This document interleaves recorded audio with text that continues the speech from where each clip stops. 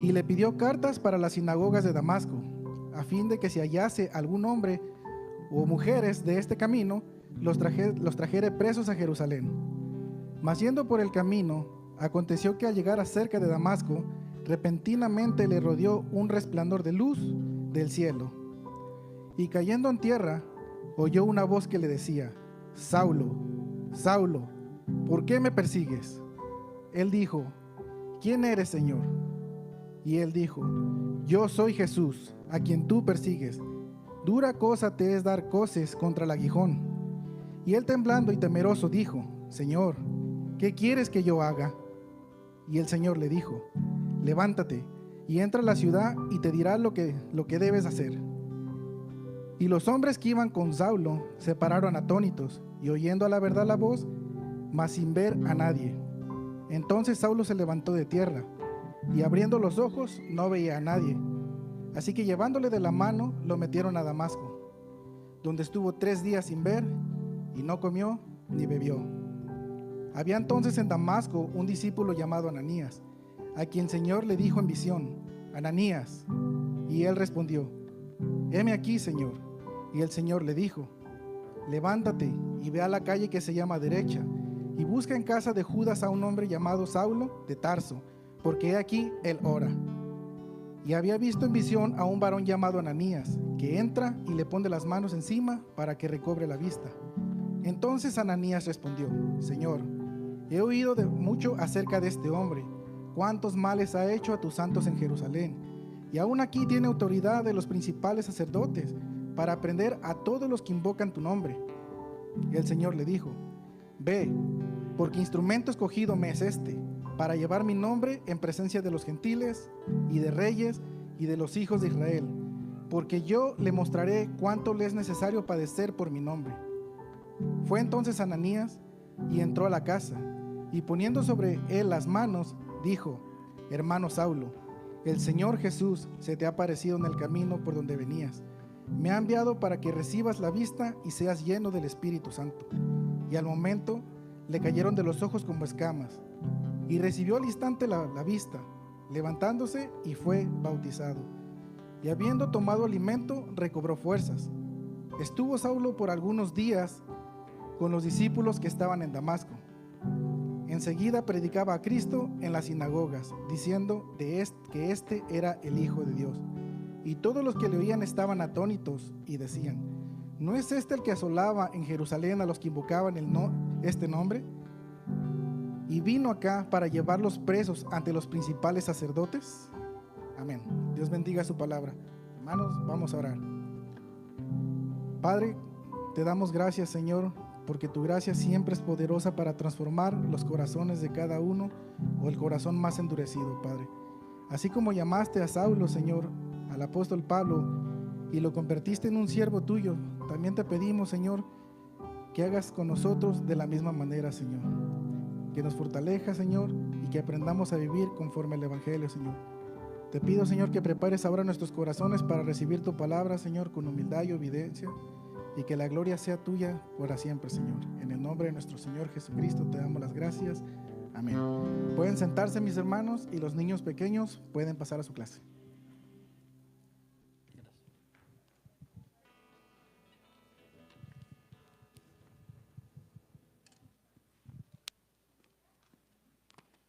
Bien, hermanos, damos gracias a Dios. Qué bendición poder compartir en esta hora con cada uno de las familias de la iglesia.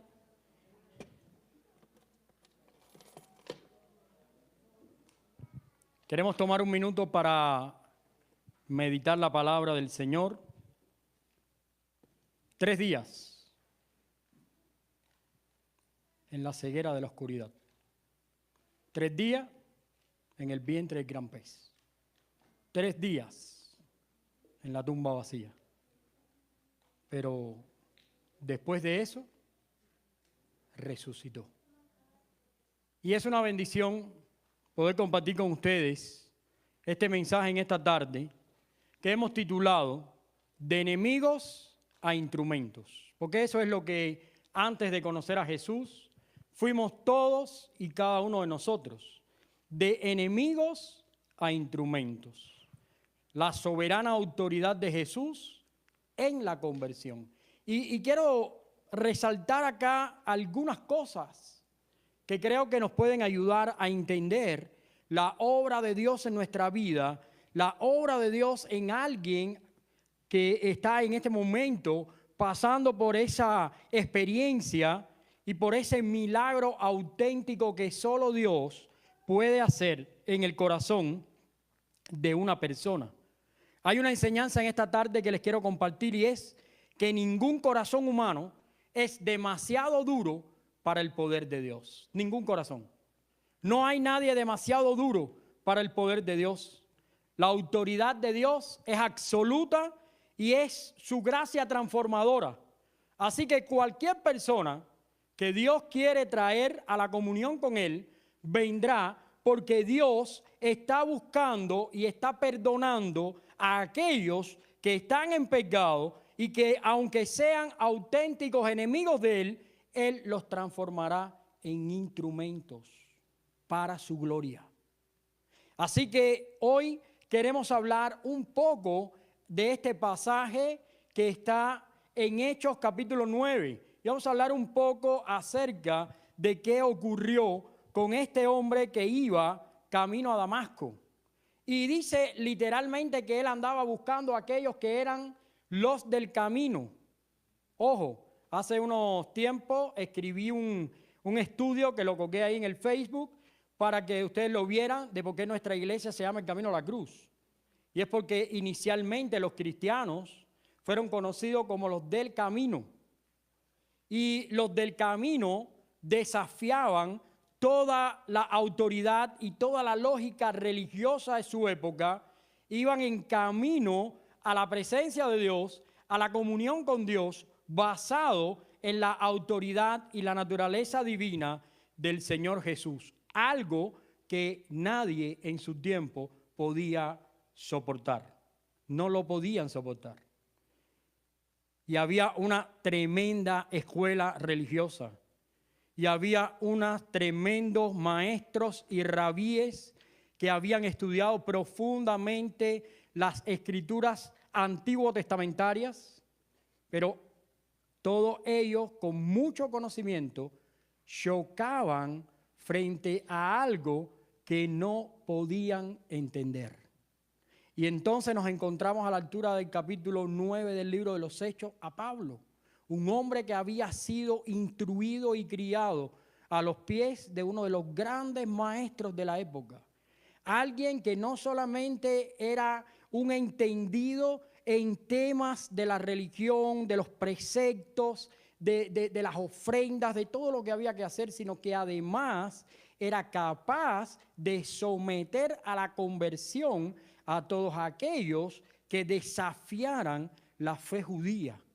Y este hombre era un auténtico rabí religioso que fue en búsqueda de todos aquellos que se apartaban de la fe judía y glorificaban el nombre de Jesús.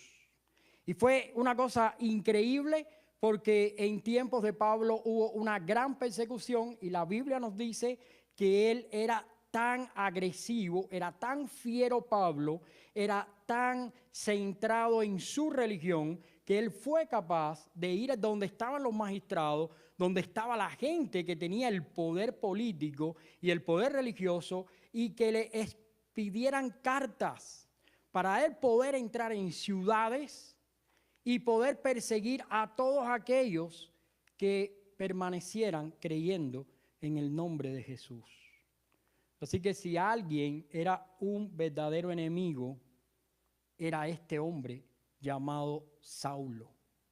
Y este Saulo escribió 1/3 del Nuevo Testamento.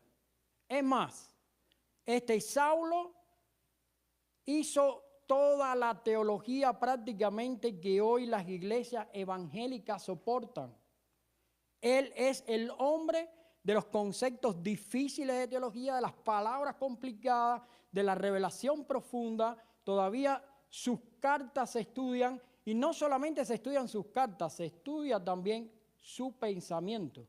Así que cuando vas a estudiar en un seminario y demás, no solamente estudiarás las cartas de Pablo como Romanos, Filipenses, sino que además vas a estudiar una asignatura donde estudiarás profundamente la manera de pensar de Pablo. Y este hombre fue extremadamente útil para el evangelio, pero antes de eso tuvo un choque con algo que atravesó totalmente su vida. El mismo Jesús, les digo estas palabras, es una cosa dura darte golpes contra una punta afilada, porque eso duele. Vas a querer dar golpes a esa punta y te herirás. Así que este hombre es alguien que Dios obró profundamente en él y nosotros queremos aprender de su experiencia, de lo que ocurrió. Porque si nosotros podemos sostener esta enseñanza de que ningún corazón humano es demasiado duro para el poder de Dios, es porque creemos fervientemente en lo que Dios hizo en este hombre. Pero te quiero decir algo. Si te pones a pensar, no somos tan diferentes a esta persona. No somos tan diferentes a Pablo en muchos aspectos. En muchísimos aspectos somos muy parecidos. Y aquellos que no conocen a Jesús todavía más. Muchas veces también nosotros damos golpes contra el aguijón. Muchas veces nosotros también vamos en contra de lo que Dios ha establecido. Y en muchas ocasiones tenemos que pasar por experiencias que son realmente alarmantes. En esta tarde quiero estudiar 4 claves que hay en el pasaje que nos van a ayudar a entender qué es lo que ocurrió en la vida de este hombre. Un hombre que fue un enemigo de Dios, pero terminó siendo un instrumento útil para el Señor. Así que 4 elementos claves. El primero, hostilidad activa. La enseñanza en esta tarde, sin una relación con Jesús, somos activos enemigos de Dios. Eso es lo primero que queremos aprender. Miren, y eso es algo que nosotros tenemos que cuidar, porque según el Señor Jesús no hay términos medios. O estás con Él o estás contra Él. Y yo creo que no queremos estar contra Jesús, todo lo contrario. Así que tendríamos que examinar nuestra vida una y otra vez, porque cuando nosotros no agradamos a Dios, no estamos en un punto donde somos como, ¿cómo decir? No hacemos ni daño ni hacemos bien. No.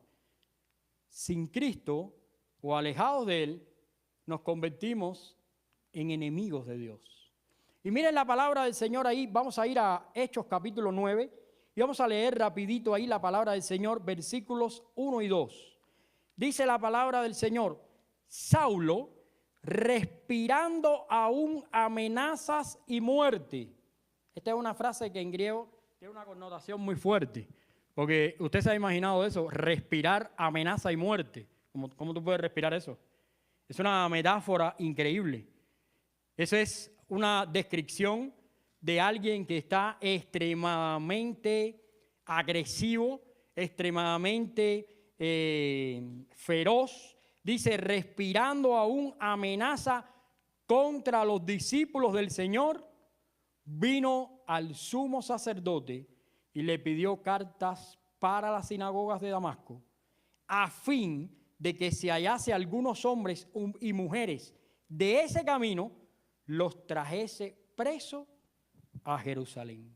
La expresión respirando amenaza significa odio auténtico, significa agresividad, atmósfera, amargura profunda en la que estaba sumido este hombre, pero que además era religioso. Porque si alguien era religioso era él, porque él lo describió. Él dijo, yo soy hebreo de hebreo, en cuanto a la ley fariseo, en cuanto al celo, perseguidor de la iglesia. O sea, criado a los pies de Gamaliel, un hombre extremadamente religioso. Iglesia, cuídate de la religión. De la religión te convierte en un enemigo de Dios. La religión no te salva. La religión no te llena tu corazón de amor, de servicio y de compromiso con Dios.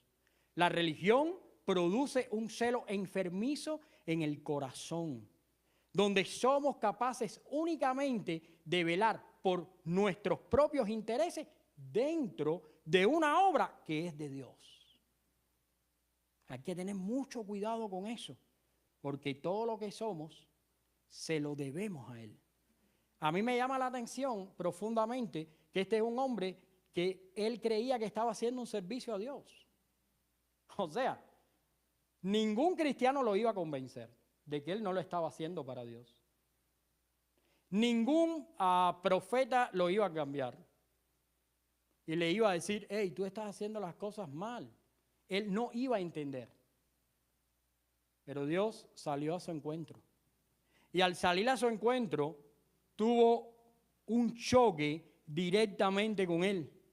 ¿Sabes por qué? Porque mira, el hombre, aunque sea religioso, tiene que saber que si no tiene una relación con Jesús basada en la Escritura, está espiritualmente muerto.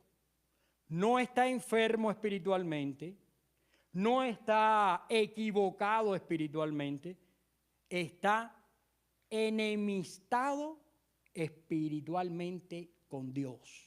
¿Sabe por qué? Porque cada día ofende a Dios poniendo delante cosas y ocupando el lugar que únicamente le pertenece a Dios de nuestra adoración.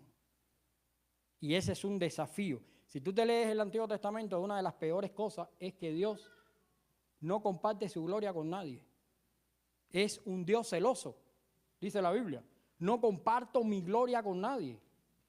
Dice, yo soy Dios y después de mí no hay ningún otro Dios. Y muchas veces nosotros ponemos delante de Dios objetivos, ideas, personas, objetos que impiden que nuestra adoración a Dios sea completa, sea total, sea entregada totalmente a Dios. Y todavía me puedo sentir religioso, me puedo sentir cristiano. ¿Sabes por qué? Porque mira, hemos desarrollado una mentalidad religiosa en el mundo evangélico. Hemos criticado a los católicos y le hemos dicho, no, ustedes son los religiosos. Pero también hemos hecho una religión del evangelismo. Hemos hecho una religión de lo que es evangélico.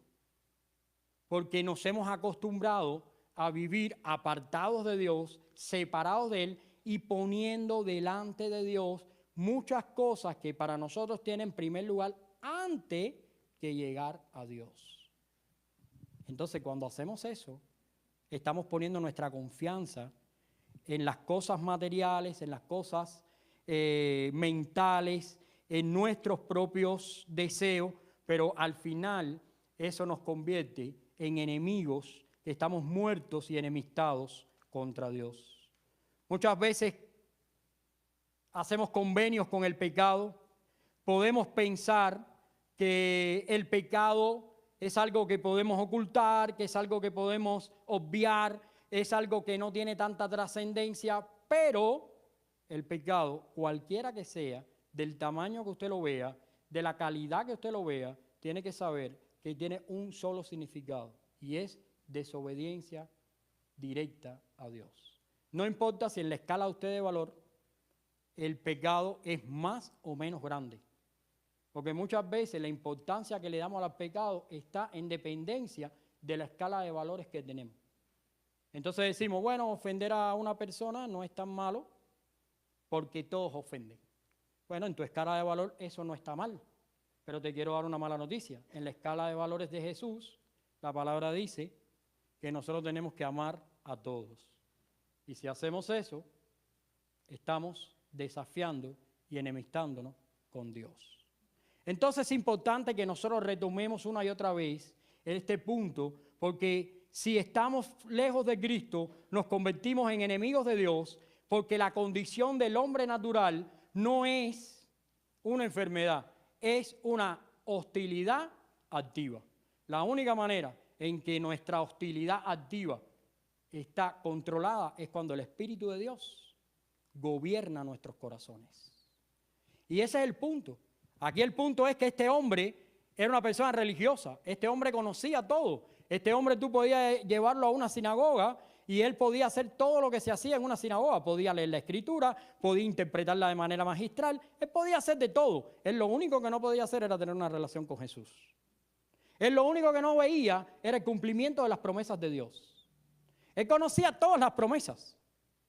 Él conocía que un día llegaría el Mesías, que un día el Señor vendría a su pueblo, que Dios en su misericordia salvaría. Él conocía todo eso, pero cuando se presentó la promesa de Jesús, él no la pudo ver. Él no la pudo entender. ¿Sabes por qué? Porque él estaba muy cerca de las cosas de Dios, pero muy lejos de Dios. Entonces, te quiero decir esto. Acércate a Dios. Acércate a Dios. Porque podemos estar cerca de las cosas de Dios y lejos de Dios. Hay una segunda elemento que quiero compartirles y es la actitud de Dios ante el hombre pecaminoso. La actitud de Dios. Porque tenemos que conocer a nuestro Dios. Tenemos que saber quién es nuestro Dios. De hecho, en el seminario estamos teniendo ya la clase número 38 la próxima vez que nos vamos a ver, pero son casi 54 clases de cómo conocer a Dios. Y todavía es poco. Y todavía es poco. Así que el segundo elemento clave es que Dios está en búsqueda del que está perdido. Está en búsqueda. Él no quiere a nadie fuera de la voluntad de Él. Él no quiere a nadie yendo al infierno. Él no quiere a nadie perdiéndose. Pero Él está en búsqueda para salvar. Y Él quiere salvar a los pecadores. Él quiere hacerlo. Por eso podemos ir a Hechos capítulo 9 y vamos a ver a partir del versículo 3 qué ocurrió. Dice, mas yendo por el camino, aconteció que al llegar cerca de Damasco, repentinamente le rodeó un resplandor de luz del cielo y cayendo en tierra, oyó una voz que le decía, Saulo, Saulo, ¿por qué me persigues? Amados hermanos, qué bendición tan grande saber que tenemos un Dios que está en búsqueda de aquellos que están perdidos, de aquellos que son su pueblo, aquellos que hoy han abandonado la oración, han abandonado el servicio, han abandonado la comunión con Él, aquellos que hoy no están viviendo sometidos a Él, tienen que saber que Dios está en búsqueda de cada uno de nosotros. Al herir a los santos de Dios, el Señor se presenta y dice, Saulo, ¿por qué me agredes? ¿Por qué me persigues? Es una muestra de que Dios está presente, que Dios está realmente interesado, Dios está en búsqueda de todos aquellos que son su pueblo. Ahora, según leo yo en la Biblia, en Mateo 28, encontramos las últimas palabras de Jesús. ¿Sí o no? Al menos del Evangelio, porque después en Hechos también está palabras de Jesús. ¿Verdad? Dice un último mandato. ¿Cuál fue el último mandato? Ir por todo el mundo y predicar el Evangelio. ¿Ve? O sea, esa era la intención. Eso se corresponde perfectamente con esto que está ocurriendo. Dios en búsqueda de los pecadores. Ahora, esa búsqueda Dios la está haciendo a través de nosotros, a través de cada uno de nosotros. Entonces es un momento importante para reflexionar acerca de cómo está la predicación del Evangelio en nuestras vidas.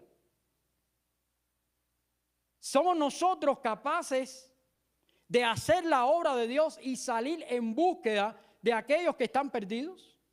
Qué bendición que nosotros podemos entender las verdades bíblicas, pero tiene que haber una carga en nuestro corazón por aquellos que todavía no la pueden comprender. Y tenemos que empezar a poner palabra de Dios en nuestra vida cotidiana y empezar a hablar del Evangelio a la gente. Y no es que usted vaya a hacer una predicación magistral u otra cosa, pero usted debería contar las cosas que Dios está haciendo en su vida. La voluntad de Saulo fue doblegada. La voluntad de Saulo fue sometida por el Espíritu Santo de Dios y él dijo estas palabras: Señor, ¿qué quieres que haga? Dios está en búsqueda del pecador, va en búsqueda de aquel que está en la oscuridad, porque la gracia de Dios está disponible, pero la gracia de Dios está disponible a través de nosotros. Así que si usted no le habla a nadie, estamos ocultando la gracia de Dios. Y ese es un problema. Porque entonces una iglesia no está creada para ofrecer cantos, ni ofrecer oraciones, ni tener predicaciones interminables. El propósito principal de la iglesia es extender la gracia de Dios. Una gracia que se manifiesta dentro de la iglesia. Si la iglesia no tiene sanidad, si la iglesia no tiene amor, si la iglesia no tiene compañerismo, si la iglesia no tiene sana doctrina, si la iglesia no tiene una visión de buscar al que está perdido, entonces la gracia de Dios no se está manifestando.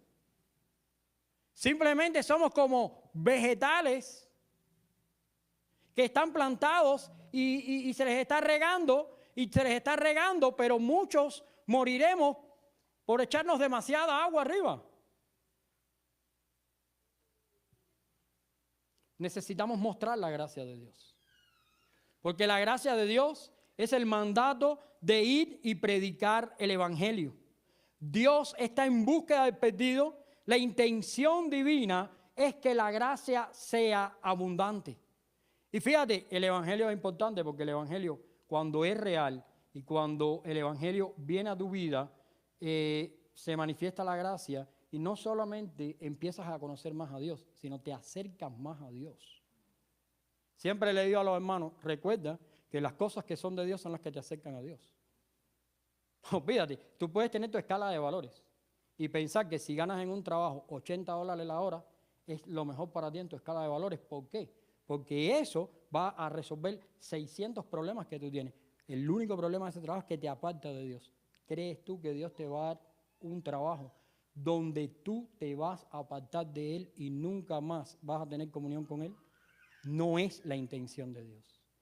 Muchas de esas cosas vienen de parte del diablo para que tu vida espiritual se muera, se aparte totalmente de Dios. Que para los que se animan, ya no hay trabajo de $80 la hora, ¿ok? O sea, porque algunos se están así como haciendo una idea y diciendo, ay, ojalá que me toque a mí. No te va a tocar, ya no hay trabajo de $80 la hora. Ya ahora esto es a 13, a 14 y a 15. Y en los casinos a 20. Pero igual las cosas de Dios te tienen que acercar a Dios. No puede ser una bendición si no está cargado de presencia de Dios. No puede ser una bendición si en vez de producir la gracia de Dios, produce pecado. Y esto es algo que entendió este hombre por las malas, porque él creía que estaba haciendo la obra de Dios. Pero fíjate, esta obra de Dios que producía en manos de Pablo. Asesinatos. ¿Por qué? Porque cuando llevaron ahí a Esteban,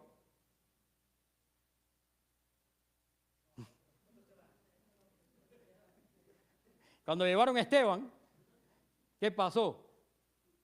Consentía Pablo con la muerte de Esteban. Guardó la ropa para que lo apedrearan. Entonces, eso es lo que estaba produciendo el servicio religioso de este hombre. No se estaba derramando la gracia a través de él. Honestamente, aquí hay muchos grupos religiosos en Las Vegas que ofrecen una religión donde no se está derramando la gracia, se están derramando otras cosas. O sea, tienes que ser muy cuidadoso en la vida. Tienes que ser muy cuidadoso con tus hijos y dónde están creciendo y de qué manera. Porque hay muchos lugares donde la gracia de Dios no se manifiesta. No se está manifestando la gracia de Dios. La gracia de Dios no puede producir adulterios. La gracia de Dios no puede producir enemistades, rencores.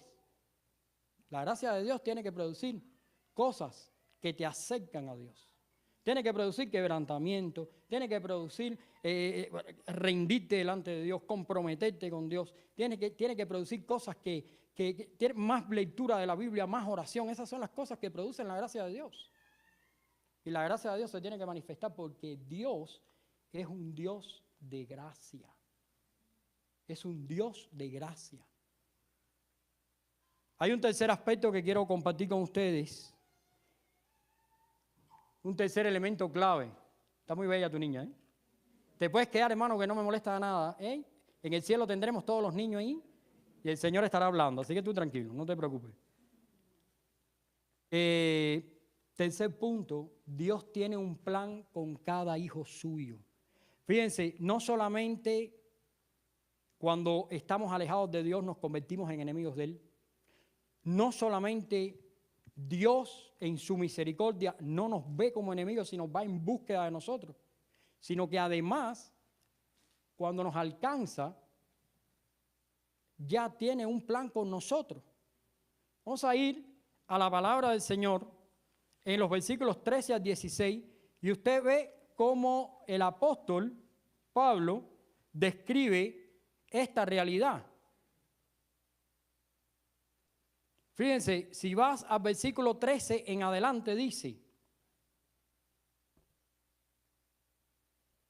entonces Ananías respondió: Señor, he oído de muchos acerca de este hombre y cuántos males ha hecho a tus santos en Jerusalén, y aún aquí tiene autoridad entre los principales sacerdotes para prender a los que invocan tu nombre. Y el Señor le dijo: ve, porque instrumento escogido me es este para llevar mi nombre en presencia de los gentiles y de reyes y de los hijos de Israel, porque yo le mostraré cuánto es necesario padecer por mi nombre. Así que Ananías tenía un criterio, pero Dios tenía un plan. Y Dios tiene un plan y le dijo: ve, porque este es alguien escogido por mí para llevar mi palabra. Y cada uno de nosotros, y te voy a decir, yo soy un pastor que creo en los milagros de Dios. Y yo no sé si otros no creerán en los milagros, no tengo idea. Pero yo creo que mi Dios es un Dios que hace milagros. Yo he visto a mi Dios sanar a una persona, he visto a mi Dios hacer cosas grandes en la vida de una persona que ha estado sujeta a vicios y transformarlo. Pero yo, el milagro mayor que he visto que Dios ha hecho, al menos en mi presencia, es la transformación del corazón de una persona. Cómo alguien que era un auténtico enemigo de Dios se convierte en alguien que lo sigue incondicionalmente. Pero yo sé que es eso, que eso ocurre por el plan que Dios tiene con cada uno de nosotros. Y la pregunta en esta tarde: ¿ya sabes cuál es el plan que Dios tiene contigo? ¿Tú crees que el plan que Dios tiene contigo es sentarte en esta silla y pernoctar aquí conmigo? Te voy a dar una noticia. El plan que tiene Dios es que te vaya conmigo por las misiones. Ya no te fuiste este año, no hay problema. Pero en otro año te tienes que ir. Tienes que salir de la comodidad, vete a sudar conmigo. Porque ese es el plan de Dios. Salir y buscar al que está perdido. El plan de Dios para tu vida también puede ser: ve y busca al que trabaja contigo y háblale del evangelio.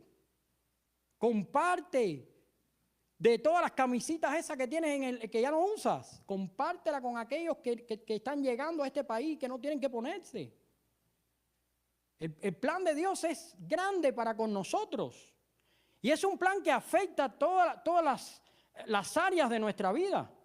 Dice la palabra del Señor: le mostraré cuánto es necesario padecer por mi nombre. El instrumento de Dios no es llamado a la comodidad, sino al sacrificio y a vivir para la gloria de Él, vivir para Jesús y su obra. Dios tiene un plan. Y te voy a decir, lo lindo del plan de Dios es que funciona totalmente diferente a lo que nosotros imaginamos. Esta semana pasada yo estudié con la gente en el grupo de hogar, los que estaban ahí, la lógica del reino. Si usted quiere ver el estudio, está ahí en el Facebook mío, lo puede buscar. La lógica del reino. Cuando usted estudia la lógica del reino en la Biblia, usted se va a encontrar que Dios obra de una forma que a cualquiera le puede parecer ilógico. Por ejemplo, para ganar la vida hay que perderla. ¿Ve? La persecución es un gran motivo de alegría. Gozaos y alegraos porque vuestro galardón es grande, dice el Señor. Jesús dice que el mayor tiene que ser el menor. Es todo lo contrario a lo que lógicamente nosotros pensamos. Lo lógico es que nosotros pensemos que Dios quiere que estemos aquí por los siglos de los siglos, cantando los himnos hermosos que cantamos y abrazándonos entre todos nosotros y los domingos comiendo carne en las casas. Esa es la lógica. Pero la lógica de Jesús es diferente. Él quiere que tú vayas, que pierdas tu lugar de confort y que empieces a poner palabras del Evangelio en boca de la gente que tiene necesidad. Que empieces a descubrir el don que Él te ha dado. Miren, una de las cosas por las cuales estoy aquí es para que usted pueda servir a Dios. Porque no soy un pastor que lo quiera hacer todo. Una vez trabajé con un pastor que hacía esto. Vamos a tener el culto. Él oraba. Ahora vamos a alabar a Dios. Tocaba el piano. Juan puede decir si es verdad o no. Terminamos de tocar el piano. Ahora vamos a recoger las ofrendas. Él las recogía. Ahora vamos a predicar. Volví a predicar. Terminaba de predicar. Ahora vamos a cantar. Vuelvo a tocar el piano. Y vamos a cantar. Era como un todo lo hago. Una cosa increíble. Me parece que es un error. Me parece que debemos empezar a pedirle a Dios que habla a nuestros corazones qué quiere hacer contigo. Porque tú eres parte de un cuerpo y necesitamos que tú, si eres oreja, pues que la pongas al servicio de Dios. Si eres mano, que la pongas al servicio de Dios. Si resulta que eres pies, ponla al servicio de Dios. Pero es necesario que nosotros podamos vivir en el plan que Dios tiene para nosotros. Porque lo que sí no es vida cristiana es pensar que ser cristiano es escuchar cantos y aprenderlos y escuchar predicaciones. No, es involucrarse en la obra de Dios. Este fue un hombre salvado. Primeramente era un enemigo, fue transformado, fue confrontado, la gracia de Dios lo alcanzó y automáticamente ya Dios lo estaba preparando para servir. Hay que servir. Hay que servir. Hay que hacer cosas por las redes, hay que hacer cosas en el audio, hay que hacer cosas en el evangelismo, hay que hacer cosas en el diaconado, hay que hacer cosas de todo tipo, porque hay que servir a Dios con todo lo que somos y con todo lo que tenemos. Después de este servicio me voy a reunir con Enrique y con Esteban, porque vamos a hablar del seminario, porque hay que seguir sirviendo a Dios. Y los grupos de hogares hay que servir a Dios. Y quisimos traer de los grupos de hogares a los hermanos que vinieran acá y que dieran testimonio y que leyeran la palabra y que oraran con ustedes y que los invitaran porque hay que servir a Dios. Pero eso no puede ser que únicamente ocurra aquí. Saliendo de este lugar usted tiene que seguir sirviendo a Dios. Porque esa es la bendición de conocer a Jesús. Dios tiene un plan con cada uno de nosotros. Y es un plan que se va a hacer querramos o no, porque Él es soberano y Él es el que salva. Ahora, lo último que quiero mencionar, porque son 4 elementos clave. Cuarto elemento, la conversión siempre da evidencias ¿de qué? De transformación. Y aquí estoy apelando un poco a que nosotros mismos hagamos un inventario espiritual de nuestra vida. Hagamos nosotros mismos, sopesemos la relación que nosotros hemos creado con Jesús. Vamos a ir a Hechos 9, del 20 al 22, y vamos a ver un poquito lo que la Biblia nos dice ahí. Del 20 al 22. Dice, enseguida, si leen anterior, dice, estuvo Saulo algunos días con los discípulos que estaban en Damasco, y en el 20 dice, y enseguida predicaba a Cristo, ¿dónde? En las sinagogas, diciendo, este es el Hijo de Dios. Y todos los que lo oían estaban atónitos y decían, ¿no es este el que asolaba en Jerusalén a los que invocaban el nombre y vino para acá y los quiere llevar presos y a los principales sacerdotes? Pero Saulo mucho más se esforzaba y confundía a los judíos que moraban en Damasco, demostrando que Jesús era el Cristo. Dice, enseguida predicaba en la sinagoga y se esforzaba una y otra vez. El verdadero significado de la conversión, el verdadero significado del derramamiento de la gracia de Dios en una persona es el servicio inmediato a Dios. No necesitamos recordarle a alguien que tiene a Cristo en su corazón que debe servirlo. Quiere servirlo. Desea servirlo. ¿Cómo decirle a un cristiano que tiene que leer la Biblia? Lee la Biblia, porque el Espíritu que está en él lo lleva a esas cosas que tiene que hacer para conocer más a Dios. Quiero leer algo que escribí. Dice, quien es verdaderamente justificado por la gracia de Dios, produce enseguida frutos de justicia. El enemigo se convierte en embajador. Su mensaje ya no es la ley farisea, sino la suficiencia de la cruz de Cristo. Sin evidencias de cambio, no hay conversión verdadera. No hay cristianismo. Y te quiero decir esto, hermano, porque es muy triste que estemos acá. Ya llevamos 11 años aquí. Ya aquí tenemos 11 años. Algunos ya llevan los 11 años aquí. Otros no llegaron a los 11 años. Pero es muy triste que después de tanto tiempo usted no logre conocer a Jesús. Usted no logre vivir para Jesús. Usted no logre entender lo que es el Evangelio. No importa el tiempo que usted lleve. Lo importante es que si usted tiene a Cristo, tiene que haber evidencia de cambio y de transformación. ¿Y qué cosa es un cambio? Un acercamiento a Dios y a su obra. Eso es un cambio. El cambio no es que usted de pronto es más, tiene una barba más larga, o parece más cristiano, o se compró una Biblia más grande, o anda repitiendo versículos bíblicos. No, no, no, no. El cambio es que usted se acerca más a Jesús, que usted se compromete más con Él. Quiero concluir para terminar en esta tarde. Y quiero decirles esto, no limitemos el poder de Dios en nuestras oraciones. Ningún familiar, gobernante o perseguidor está fuera del alcance del brazo soberano de Jesús. Si hoy escuchas su voz, no endurezcas tu corazón. El mismo Jesús que derribó a Saulo en el camino, a dar gracias a Dios por su gracia, reconociendo que todos fuimos un día enemigos, pero hoy somos vasos de misericordia para su gloria. Ese mismo Jesús es el que habita y vive en tu corazón. No dejes de escuchar su voz, no dejes de servirle, no dejes de entregarte a Él. Porque, amado hermano, no hay una vida más gloriosa y más bendecida que cuando tú sirves a Dios.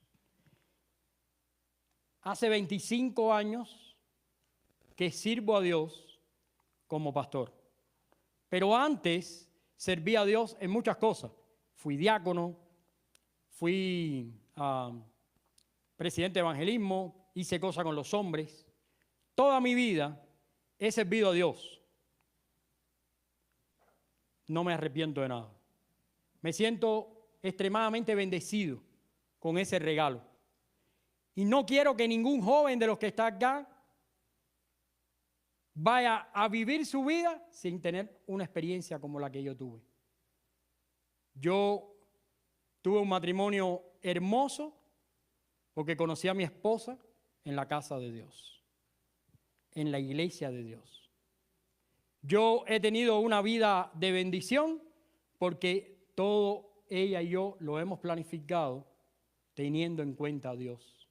Y queremos que eso usted también lo pueda vivir. Porque eso no ocurrió en nosotros, porque nosotros somos los pastores. No, no, no, no. Eso está disponible para todos los que se acercan a Él. Para todos.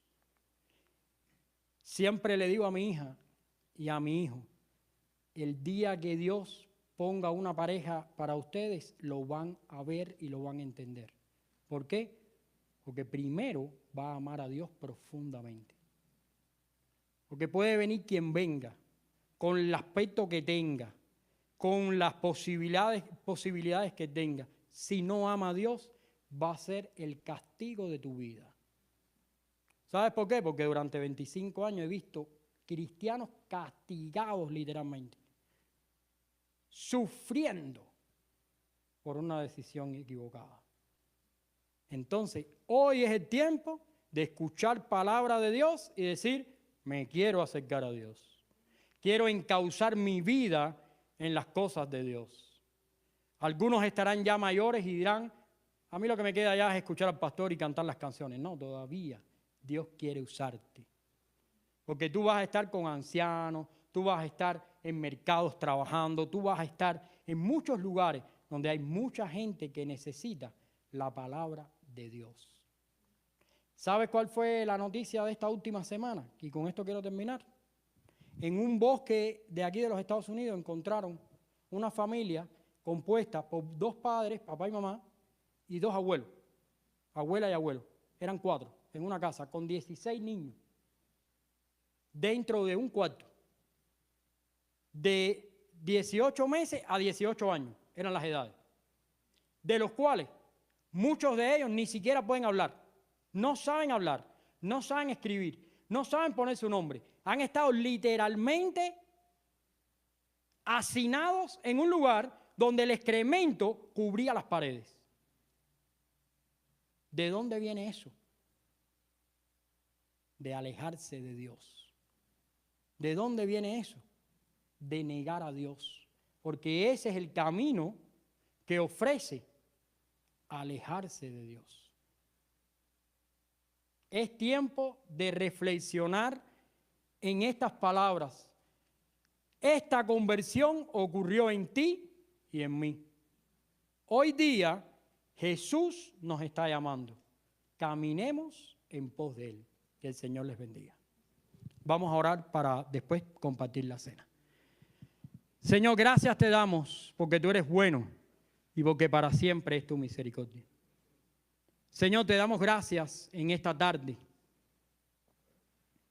Así como rompiste aquellas ataduras en el apóstol Pablo, lo liberaste de falsa religión y lo traíste a la comunión contigo, te ruego que hoy nuestra iglesia pueda vivir esa renovación espiritual y que podamos acercarnos a ti. Produce en nosotros vivo deseo de estar en tu casa, de compartir con nuestros hermanos, de adorar y glorificar tu nombre y conocer tu palabra. Que el estudio de tu palabra sea un deleite para nosotros. Que vivir para tu gloria y contar las maravillas que tú has hecho en nosotros sea algo cotidiano. Ayúdanos a discernir tu voluntad en nuestras vidas. En el nombre de Cristo Jesús. Amén. Quiero invitar a los músicos que pasen al frente. Vamos a tener un momento. Prepárense que vamos a compartir la cena del Señor. Les invito a que tomen la palabra de Dios en 1 Corintios capítulo 11. Y voy a invitar a los diáconos que pasen al frente para que puedan ayudarme en esta tarde. Vamos a ir a 1 Corintios capítulo 11. La palabra del Señor nos enseña que compartimos la cena en memoria de Cristo Jesús. ¿Quiénes son los que están preparados? Aquellos que han sido debidamente bautizados y están a plena comunión con el Señor. ¿Por qué compartimos esto que es la cena para los que nos visitan? Bueno, compartimos esto porque ambos elementos, pan y vino, son símbolos de la sangre y del cuerpo de Jesús. El pan simboliza el cuerpo que fue entregado por nuestros pecados. Y el vino simboliza la sangre que fue derramada. La palabra del Señor nos dice que esto es un mandato. Nos dice que compartir la cena lo debemos hacer en memoria de Jesús hasta que Él venga. Dice la Biblia, hacer esto en memoria de mí. Todas las veces que la bebieres, que comieres este pan y que bebieres esta copa, la muerte del Señor anunciáis hasta que Él venga. También es una proclamación pública de que Cristo murió, Cristo resucitó y que Cristo vuelve otra vez. ¿Cuántos dicen amén? Amén. Gloria al Señor. Así que voy a pedirle en esta hora a mis hermanos, al hermano Eduardo, que él tenga un momento de oración dando gracias a Dios por el cuerpo de Jesús entregado en la cruz, mientras alabamos a nuestro Dios. Padre, gracias Señor, te damos por tu Hijo amado, Padre, que tuvo a bien entregar su cuerpo para sacrificarlo, Señor, y para que nosotros fuéramos perdonados, Padre.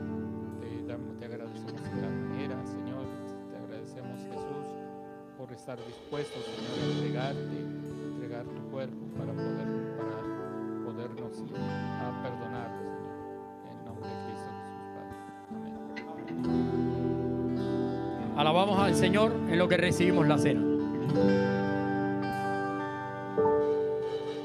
Señor, mi Redentor y roca, gran tesoro de mi corazón, mi Dios, como tú no hay otro, solo en ti hay gozo y salvación.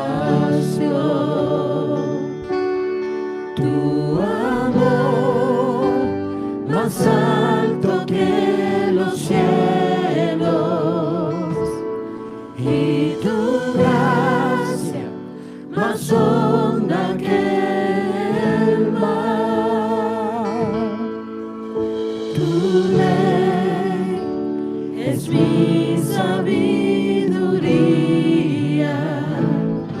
mi bien mayor y mi necesidad.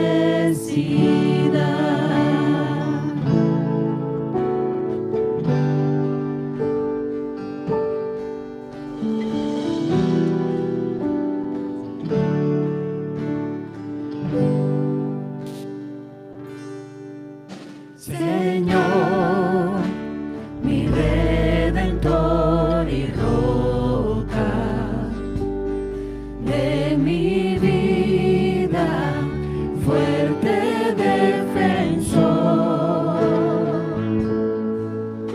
Señor, tú eres mi espada contra el mal, mi escudo protector, mi canción se acechan enemigos, esperanza en medio del dolor, mi bien en todo sufrimiento, refugio fiel en densa oscuridad.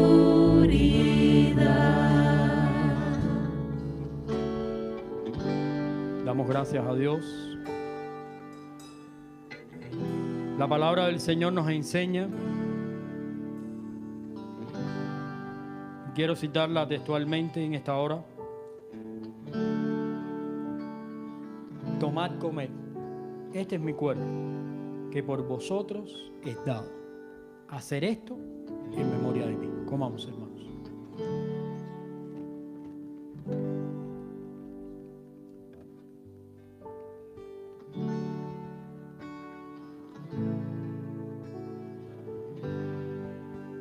Amén.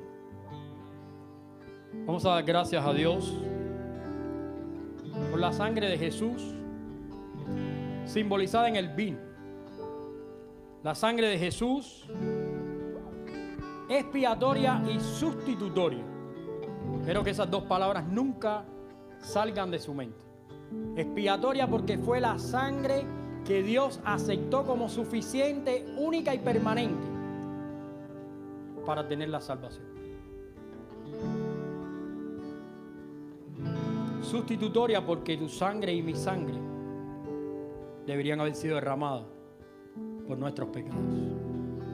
Así que demos gracias a Dios en esta tarde, porque Él no quiso tu sangre, Él entregó la de Jesús. Bendito Señor y Dios, gracias te damos, Padre mío, porque estás presente con nosotros en este día. Gracias, mi Señor, porque la sangre tuya nos da la vida y estamos agradecidos, Señor, porque tú moriste en la cruz por nosotros.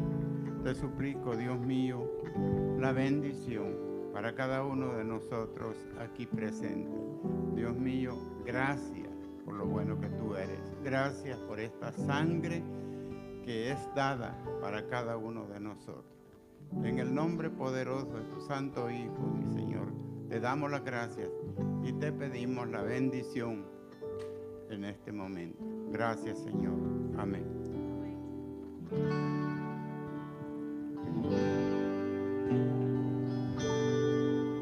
Señor, mi Redentor y roca, gran tesoro de mi corazón, mi Dios, como tú no hay otro, solo en ti hay gozo y salvación. Tu amor más alto que los cielos y tu gracia más honda que el mar. Tu ley es mi sabiduría, mi bien mayor y mi necesidad.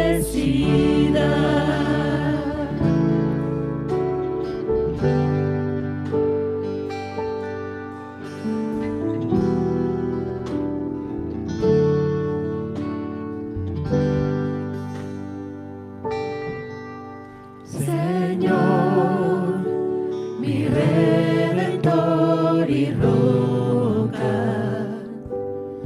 de mi vida, fuerte defensor.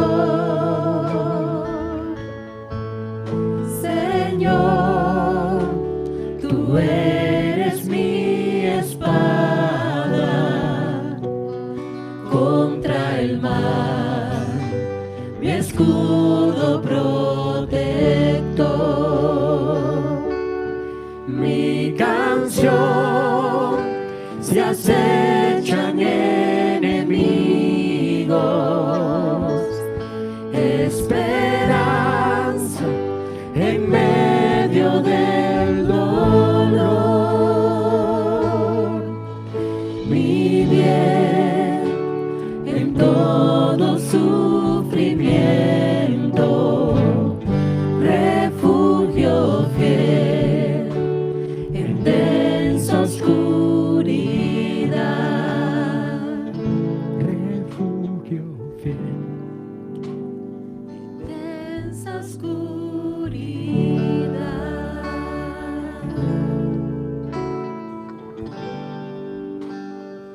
Gloria a Dios. Quiero citar textualmente la palabra de nuestro Dios.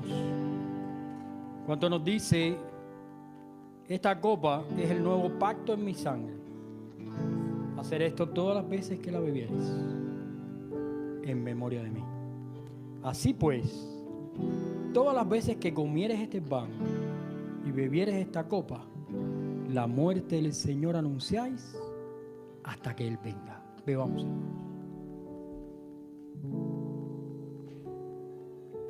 Amén.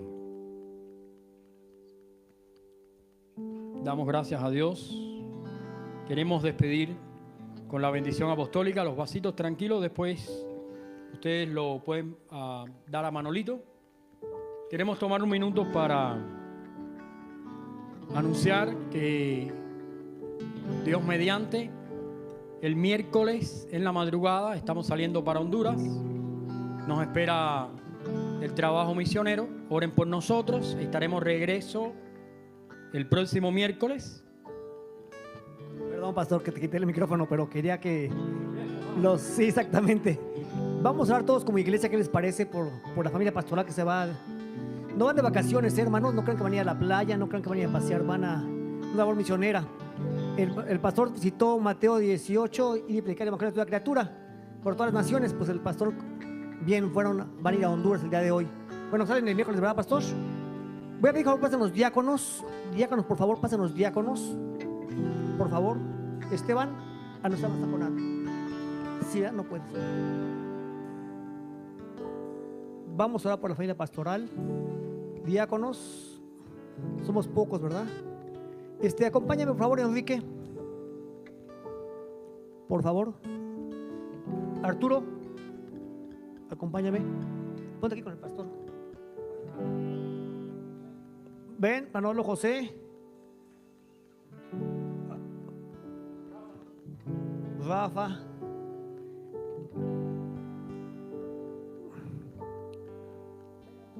Vengan todos los varones mejor, ¿qué les parece? Vengan todos, sí, porque vamos a nombrar unos y luego va a haber sentimientos ahí de que. Vengan todos los varones, por favor.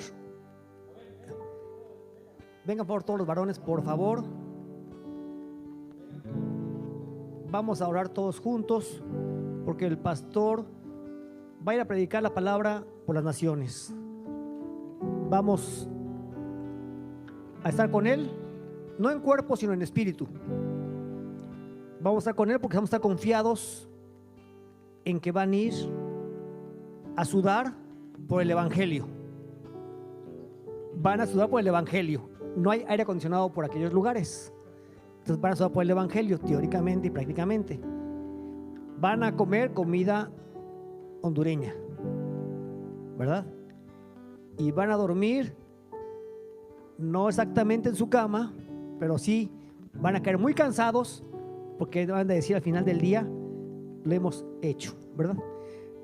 Bebe con nuestro hermano Arturo nos dirige en oración para que encamine los pasos del pastor y que nos traiga con bien a un pastor más vigoroso, porque puede decir, he servido al Señor.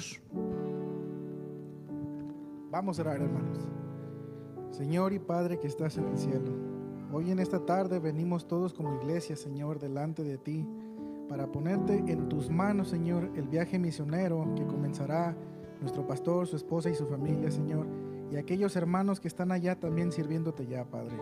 Te pido también por todos los hermanos de Honduras que los esperan, Señor, a ellos, Señor, con ansias para recibir tu palabra.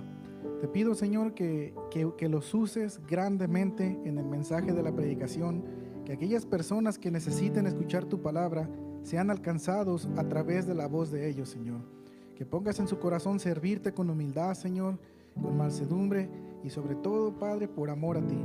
Te pido por la vida del pastor y de su esposa Maidita, Padre, para que tengan un buen viaje, Señor, y sabiendo nosotros que todo lo que hagan en tu nombre, poniéndote en el centro, será un gozo, Señor, y un placer servirte, Padre, donde quiera que ellos sean enviados. Te pido de la misma manera que así como ellos, Padre, y los hermanos que ya están allá, los traigas con bien de regreso a sus hogares, Padre, y que nosotros aquí estaremos como iglesia intercediendo por ellos, Padre, para que tú no te apartes de su lado, Señor. Que seas tú siempre los que los guíes, Padre, para que así puedan ser muchas almas alcanzadas y añadas a tu iglesia, Padre, a todos aquellos que han de ser salvos a través del servicio de ellos, Señor.